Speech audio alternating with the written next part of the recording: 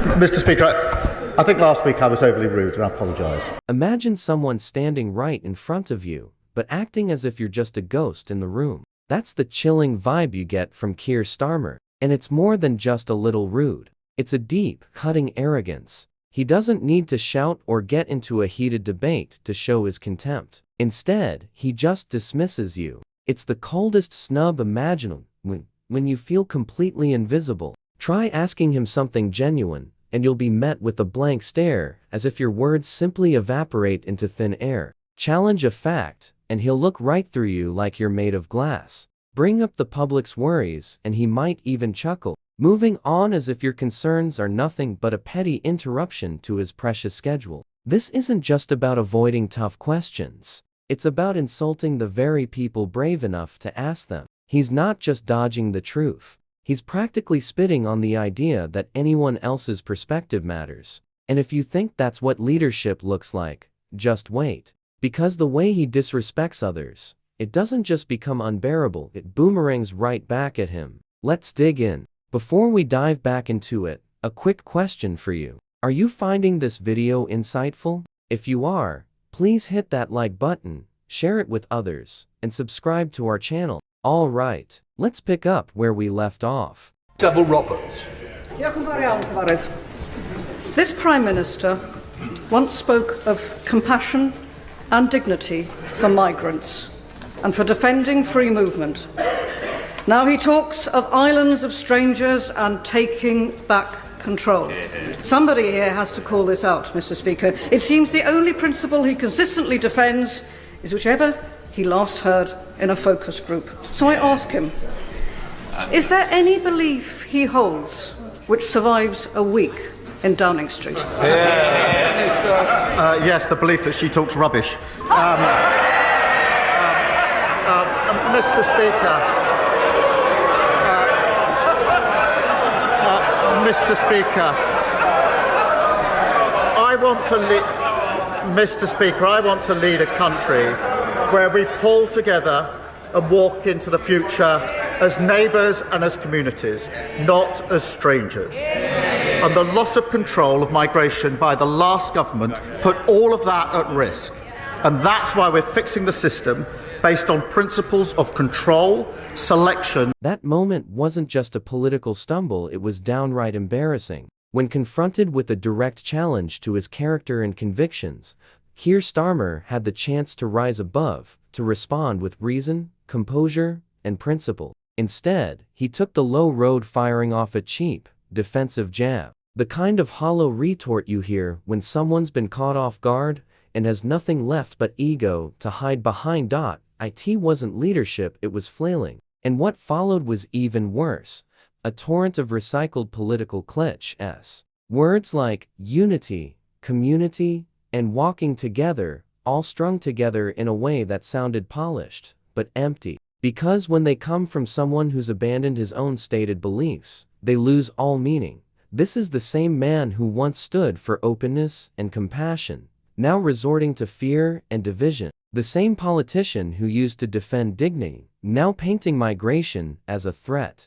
That's not growth, that's a calculated betrayal of principle for political convenience. And when he's called out on it, when someone dares to question him honestly, his instinct isn't to explain, it's to sneer. He doesn't debate, he diminishes. He doesn't reason, he ridicules. Because in Starmer's world, if you're not part of his narrative, you're irrelevant. But that arrogance isn't strength, it's decay. It exposes a man so consumed by optics that he no longer sees people, only polls and PR opportunities. What we witnessed wasn't a debate. It was a revelation of a leader disconnected, defensive, and dangerously unaware of how transparent he's become. And here's the truth.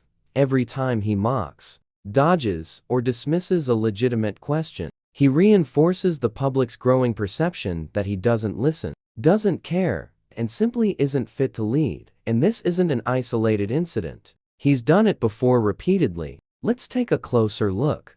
Over the weekend, I suggested to the Prime Minister that he cut the aid budget, and I'm pleased that he accepted my advice. I'm going to have to let the Leader of the Opposition down gently. She didn't feature in my thinking at all. I was so busy over the weekend I didn't even see her proposal. I think she's appointed herself, I think, saviour of the Western civilization. It's a desperate search for relevance. When Keir Starmer casually admitted that a fellow MP wasn't even on his radar, it wasn't a harmless slip, it was a revealing glimpse into how he truly operates. That moment laid bare a mindset where individual voices, particularly those who challenge him, simply don't matter. It wasn't composure, it wasn't professionalism, it was arrogance, dressed up as political poise. This wasn't a trivial exchange. It was a chance for Starmer to show integrity, to demonstrate that he listens, that he values differing views. Instead, he treated a legitimate question like background noise. His tone, his indifference, everything about that "I didn't think about it" remark dripped with quiet disdain. That kind of dismissal isn't strategic. It's contemptuous. It's what you say when you believe the question and the person asking it isn't even worth your time. Because in Starmer's world, if you're not useful to his agenda, you're invisible. True leaders don't ignore opposition. They engage with it. They respond thoughtfully, even when it's inconvenient. But Starmer's reaction showed the opposite: a man so insulated by political handlers and echo chambers that genuine debate barely penetrates his awareness. And when he's cornered, when he doesn't have a rehearsed line ready, he doesn't reflect or reason, he simply blanks the question. That's not leadership under pressure. It's avoidance on display. A detached prime minister who confuses silence for strength and arrogance for authority. Given the Prime Minister's desire to strengthen strategic alignment with our European neighbours, will he, in the interests of public safety, follow the lead of France, Denmark, Belgium and others and ban the burqa? Yeah. Prime Minister.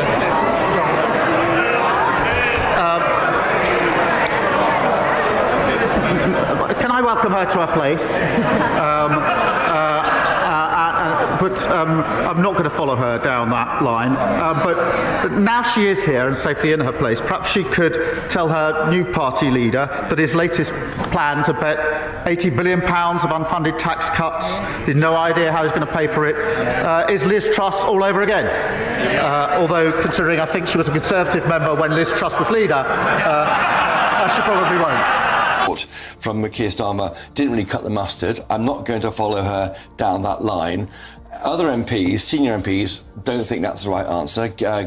James Cleverly, the man who would be Prime Minister, would be a Tory leader, I should say, but for the behaviour of some MPs during the leadership election last summer, he said in terms that refusing to answer MPs' questions isn't an option as a government minister. Not saying he supports the ban, but have the debate, and that's what Sarah Perkins started. And just like that, he did it again. The familiar Starmer maneuver: dodge, deflect, and divert. Faced with the direct and legitimate question, he simply sidestepped it, as though acknowledging it were somehow beneath him. But let's be clear, that kind of silence isn't composure. It isn't restraint. It's calculated condescension. This wasn't a rowdy Commons exchange or a chaotic shouting match. It was a serious question, asked in the very chamber built for open debate and accountability. Yet Starmer's response was to ignore it entirely, not just the issue, but the person raising it. That's not the behavior of a confident leader. It's the posture of a man who sees scrutiny as an inconvenience.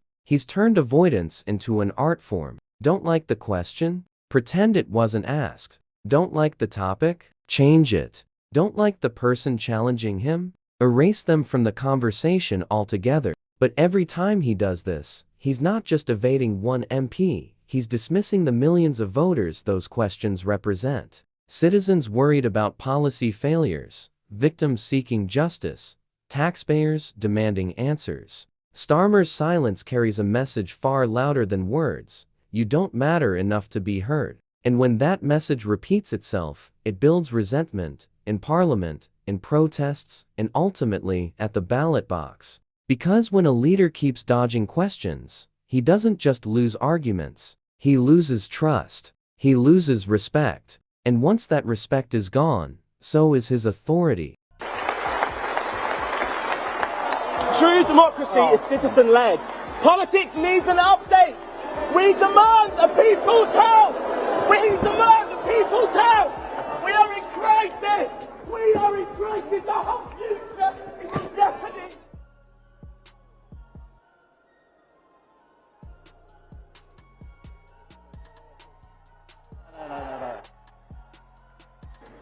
If he thinks that bothers me, he doesn't know me.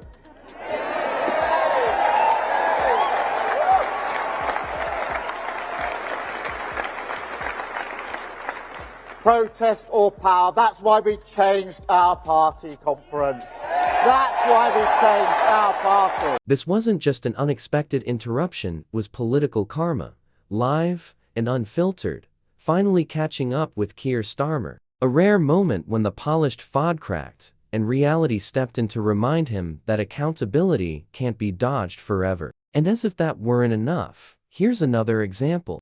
Do you know what the average age of death with COVID is? According to official national statistics, it's 82 years and 3 months. The average age of death normally, 81 years. Do you understand that we because old people are dying? Do you see this graph? The last time we had this much death was 2008. That's the British Medical Journal.